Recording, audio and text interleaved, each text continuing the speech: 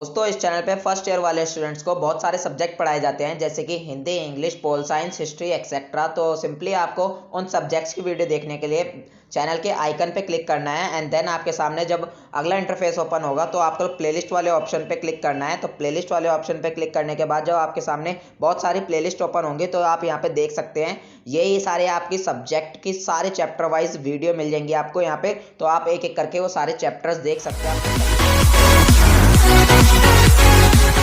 Welcome to Srivastava classes. तो आज की इस वीडियो के अंदर हम अपने सब्जेक्ट दिल्ली थ्रू एजेस के यूनिट 2 करने वाले हैं, सेकंड यूनिट को करने वाले हैं। ठीक है, तो फ्रेंड्स हम इसके यूनिट फर्स्ट जो ऑलरेडी करा चुके हैं जिसका लिंक आपको डिस्क्रिप्शन बॉक्स में मिल जाएगा। ओके, तो हमारी सेकंड यूनिट का नाम है बस्तियों से शहरीकरण तक दिल्ली के विभिन्न शहरों की जानकारी। तो इसमें हम दिल्ली के अलग अलग शहरों के बारे में पढ़ेंगे। हमारा यूनिट सेकेंड का पार्ट फर्स्ट है।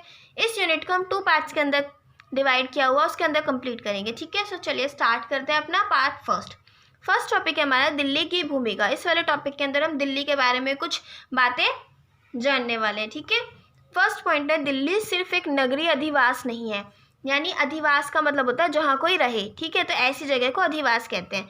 तो दिल्ली सिर्फ ऐसे एक नगर के तौर पे एक ऐसी जगह नहीं है जहाँ कोई रहे, बल्कि यह अलग अलग समय में निर्मित बल्कि ये जो हमारी दिल्ली है ये अलग अलग समय में बनी हुई कई नगर और अधिवासों का समूहीकरण है। यानी इसमें बहुत सारे नगर जो हैं वो बसे हुए हैं हमारी दिल्ली के अंदर। ठीक है, यानी फ्रेंड्स इसमें मैं आपको एक बात बताना चाह रही हूँ, उसे जो हमारा वो लाइन हमारा जो फर्स्ट पॉइंट हमारा बोलता है वो ये बोलना चाह रहा है कि दिल्ली सिर्फ एक ऐसा नगर नहीं है जिसमें लोग रहे, अधिवास नहीं है, बल्कि ये अलग अलग समय में निर्मित बल्कि जो हमारी दिल्ली है ये अलग अलग समय में बने हुए कई नगरों का समूहीकरण है। यानी अलग अलग समय में जो कई नगर बने तो वो हमारी दिल्ली में आकर बसते हैं। ठीक है, उन सबको एक साथ मिलाकर हमारी दिल्ली बनती है। चलिए अब अपना सेकंड पॉइंट देखते हैं। सेकंड पॉइंट हमारा दिल्ली की यह विशेषता अरब पर्यटक शिहाबुद्दीन अल उमरी ने अच्छी तरह से समझी। ठीक है, तो हमारे दिल्ली की ये विशेषता कि ये सिर्फ एक खुद में एक नगर नहीं है, इसके अंदर बहुत सारे नगर हैं। तो दिल्ली की ये जो विशेषता थी ये अरब पर्यटक यानी अरब से आए हुए पर्यटक मतलब जो घूमने आते हैं, शिहाबुद्दीन अल उमरी ने समझी। ठीक है, उन्होंने कहा, तो यानी इस शिहाबुद्दीन अल उमरी ने कहा दिल्ली कई शहरों का एकीकृत रूप है। यानी कि दिल्ली जो है कई शहरों को मिलाकर दिल्ली बनी है। हर शहर को उसके नाम से जाना जाता है, यानी हर एक शहर जो होता है उसको उसके नाम से जाना जाता है। जैसे हमारी दिल्ली को दिल्ली के नाम से जाना जाता है, तो यूपी को यूपी के नाम से जाना जाता है। तो हर शहर, ठीक है, दिल्ली उनमें से एक है। दिल्ली भी ऐसे शहरों में से एक है जिसने सबको अपना नाम दिया है, यानी जिसने सबको अपना नाम दिया। यानी हमारी दिल्ली खुद के नाम से तो जानी जाती है, लेकिन इसके अंदर जितने भी शहर हैं इसने उन सबको भी अपना नाम दिया है। ठीक है, दिल्ली इसकी लंबाई और चौड़ाई काफ़ी विस्तृत है। यानी हमारी दिल्ली जो है वो काफ़ी लंबी और चौड़ी है और यह 40 मील में फैली हुई है। कितने में? 40 मील में। वर्तमान काल में दिल्ली 21 शहरों का एकीकृत रूप है। यानी उस टाइम पे जब उन्होंने बात बताई होगी तो उस टाइम पे दिल्ली जो थी वो 21 शहरों का एकीकृत रूप थी, यानी इसमें 21 शहर आते थे। ठीक है, अब अपना नेक्स्ट टॉपिक देखते हैं। हमारा नेक्स्ट टॉपिक क्या है? नेक्स्ट टॉपिक है हमारा सल्तनत काल के दौरान दिल्ली के शहरों का विकास। क्या है? सल्तनत काल के दौरान दिल्ली के शहरों का विकास। तो इसे पढ़ते हैं। फर्स्ट पॉइंट है हमारा 1276, 1316 एंड 1328 ईस्वी के सल्तनत के समय के अभिलेखों में दिल्ली का उल्लेख हरियाणक, हरिताना और हरियाणा नामक प्रदेशों के भाग के रूप में किया गया है। यानी ये ऐसे इन समय के सल्तनत यानी सल्तनत का समय था जब सल्तनत काल चल रहा था ना हमारी दिल्ली के ऊपर, तो उस समय के जो अभिलेख थे यानी वहाँ के लोगों ने, उस टाइम के लोगों ने जो अभिलेख लिख दिए होंगे, इतिहास लिख दिया होगा, तो उस समय के अभिलेखों में दिल्ली को हरियाणक, हरिताना और हरियाणा नाम के प्रदेशों के भाग के रूप में बताया गया। यानी दिल्ली जो थी उस समय के अभिलेखों में ये बताया गया है कि दिल्ली हरियाणक, हरिताना और हरियाणा की एक भाग था। ठीक है, इनका एक हिस्सा था, तो दिल्ली को एक हिस्से के रूप में बताया गया है। ठीक है, नेक्स्ट पॉइंट हमारा एक सूफी कवि मुल्ला दाऊद ने फिरोज शाह का उल्लेख दिल्ली के सुल्तान के रूप में किया है। यानी कि एक सूफी कवि थे मुल्ला दाऊद। ठीक है, मुल्ला दाऊद उन्होंने क्या कहा है? फिरोज शाह का उल्लेख किया है। ये मतलब फिरोज शाह के बारे में बताया है कि दिल्ली के सुल्तान के रूप में किया गया है। यानी कि जो फिरोज शाह थे वो दिल्ली के सुल्तान थे। यानी एक कवि, हमारे एक सूफी कवि थे मुल्ला दाऊद, जिन्होंने फिरोज शाह का ये बताते उनका उल्लेख किया, उनके बारे में बताया है कि दिल्ली के सुल्तान थे फिरोज शाह। ठीक है, नेक्स्ट पॉइंट हमारा, इससे यह पता चलता है कि दिल्ली नाम अभिलेखों और साहित्य में पुराने समय से लेकर सल्तनत काल के दौरान तक मौजूद रहा। तो इससे क्या पता चलता है? ठीक है, देखो क्या हुआ, हमारे सल्तनत के समय के जो अभिलेख थे उनमें तो दिल्ली को हरिताना और हरियाणा के नाम, प्रदेश के नाम के बारे में बता दिया कि ये इसका रूप है, यानी कि ये इन्हीं का भाग है। हरिताना और हरियाणा के भाग है हमारी दिल्ली। दूसरे सूफी कवि थे, उन्होंने क्या बताया था कि जो फिरोज शाह है वो दिल्ली के सुल्तान है। तो इन्हीं से पता चलता है कि दिल्ली नाम जो है वो अभिलेखों और साहित्य में बहुत पुराने समय से लेकर सल्तनत काल के दौरान तक, यानी जब तक सल्तनत काल था तब तक मौजूद में रहा है, यानी तब तक दिल्ली नाम जो है वो चर्चा में रहा है अभिलेखों में। ठीक है, नेक्स्ट पॉइंट हमारा, बाद में दिल्ली यानी ढिल्ली, बाद में हमने भी बताया ना दिल्ली के शासक कौन थे, तो वो थे हमारे फिरोज शाह। तो जो दिल्ली थी उसी का दिल्ली बोला गया, यानी वही दिल्ली हो गया, क्योंकि अरबी और फारसी भाषाओं में महाप्राण अक्षर जैसे कि ढ, रू, इनके लिए कोई उच्चारण व्यवस्था थी ही नहीं कि इन्हें कैसे बोला जाए। तो उस समय पे ढ, रू, इनके बारे में कुछ ऐसा नहीं था कि इनको किस तरीके से बोला जाए। तो जो दिल्ली थी वो दिल्ली हो गया। ठीक है, तो चलिए अब अपना नेक्स्ट टॉपिक पढ़ते हैं। नेक्स्ट टॉपिक हमारा शहर मध्यकालीन दिल्ली का प्राचीनतम नगर। इसमें हम दिल्ली के बहुत सारे शहरों के बारे में पढ़ेंगे। ठीक है, तो फर्स्ट पॉइंट हमारा, दिल्ली के सबसे पुराने नगर। हमारी दिल्ली का सबसे पुराना नगर है जिसके अवशेष आज भी उपलब्ध है। जिसके जो अवशेष मतलब होते हैं कोई चीज़ जैसे ख़राब हो गई और उसके कुछ हिस्से रह गए हों, ठीक है, तो वो होते हैं अवशेष, जो वो है आज भी उपलब्ध है, वो आज भी पाए जाते हैं। राय पिथौरा नामक परकोट में स्थित है। कहाँ पर? राय पिथौरा नामक परकोट का मतलब किला। तो राय पिथौरा नामक किले में आज भी हमारी दिल्ली के सबसे पुराने नगर के अवशेष मिलते हैं। ठीक है, सेकेंड पॉइंट है हमारा, अजमेर के चौहान शासक विग्रहराज चतुर्थ ने तोमरों की दिल्ली पर कब्जा कर लिया। ठीक है, तो क्या हुआ, अजमेर के एक चौहान शासक थे विग्रहराज चतुर्थ, उन्होंने तोमरों की दिल्ली पर कब्जा कर लिया। यानी दिल्ली जो थी पहले तोमर की थी, फिर तोमरों के बाद चौहानों ने उस पर शासन किया। तो पृथ्वीराज उसका पोता था। किसका पोता था? विग्रहराज चतुर्थ का पोता था। विग्रहराज चतुर्थ चौहान का पोता था पृथ्वीराज, जो राय पिथौरा के नाम से जाना जाता था। तो पृथ्वीराज को ही राय पिथौरा के नाम से जाना जाता था। ठीक है, यानी तोमरों के बाद दिल्ली पर कब्जा किया चौहानों ने, और पृथ्वीराज उनके पोते थे विग्रहराज चतुर्थ के, और पृथ्वीराज को ही राय पिथौरा के नाम से जाना जाता था।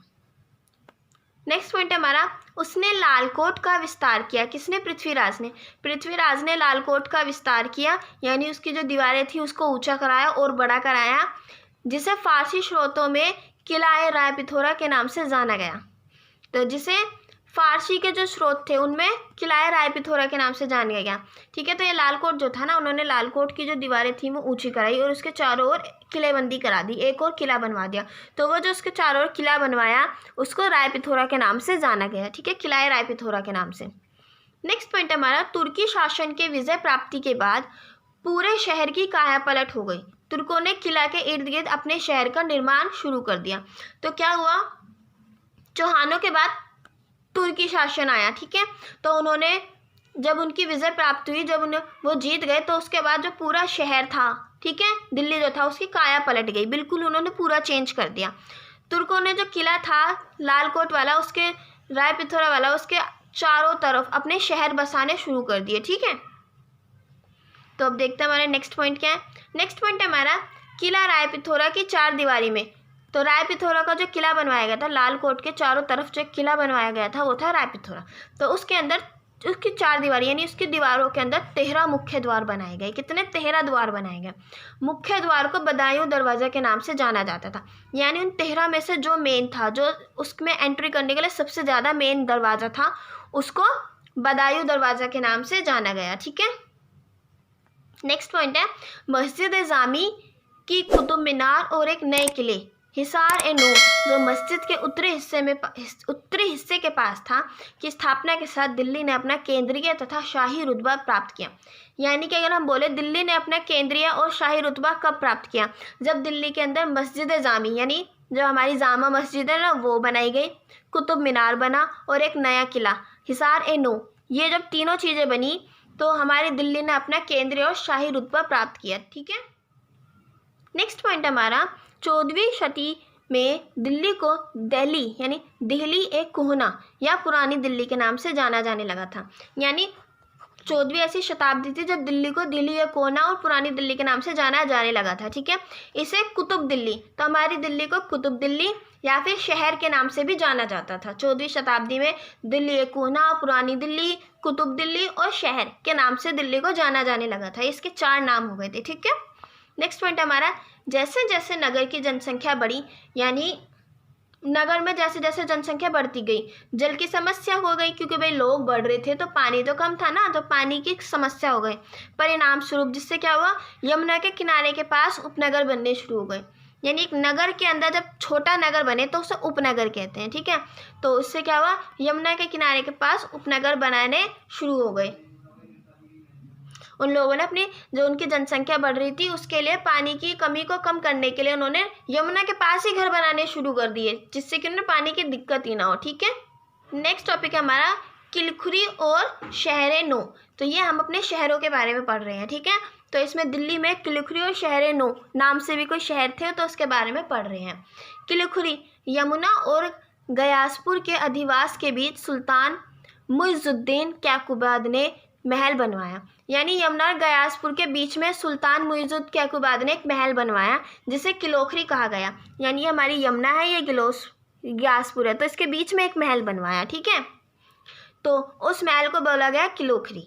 यह महल यमुना के सामने था, तो जो यमुना होगा यमुना के बिल्कुल सामने था ये महल। ठीक है, नेक्स्ट पॉइंट है हमारा अगले शासक, फिर यानी मुइजुद्दीन कैकुबाद के बाद जो अगले शासक आए सुल्तान जलालुद्दीन, इन्होंने इस महल के आसपास एक नए नगर शहर नो का विकास किया। तो जो महल था इन्होंने इसके आसपास एक नया शहर बना दिया जिसको बोला गया शहर नो। ठीक है, जलालुद्दीन ने इस महल के आसपास, कौन सा महल, किलोखरी के आसपास एक शहर बनाने शुरू कर दिया जिसे बोला गया शहर नो। नेक्स्ट पॉइंट है इस काल में मुगल की बड़ी आबादी किलोखरी और गयासपुर तथा इसके आसपास के क्षेत्र जैसे इंद्रपत और बकुल में निवास करती थी। यानी कि ये जो समय था तो जो मुगल थे, मुगलों की बड़ी आबादी किलोखरी उस महल में और गयासपुर और इसके आसपास के जितने भी क्षेत्र थे जो बसाए गए थे शहर नो, इनमें इंद्रपत और बकुल में निवास करती थी। ठीक है, यानी इसके आसपास के क्षेत्र, यानी किलोखरी में, गयासपुर और इसके आसपास की जितनी भी जगह थी इंद्रपत और बकुल में निवास करते थे, रहते थे। उनके आबादी इलाकों को मुगलपुर के नाम से जाना गया। तो यानी जहाँ जहाँ मुगल बसे उन आबादी के इलाकों को मुगलपुर के नाम से जाना गया। ठीक है फ्रेंड्स, तो फ्रेंड्स मैंने इस वीडियो के अंदर आपको किलोखरी और शहर नो के बारे में बताया है।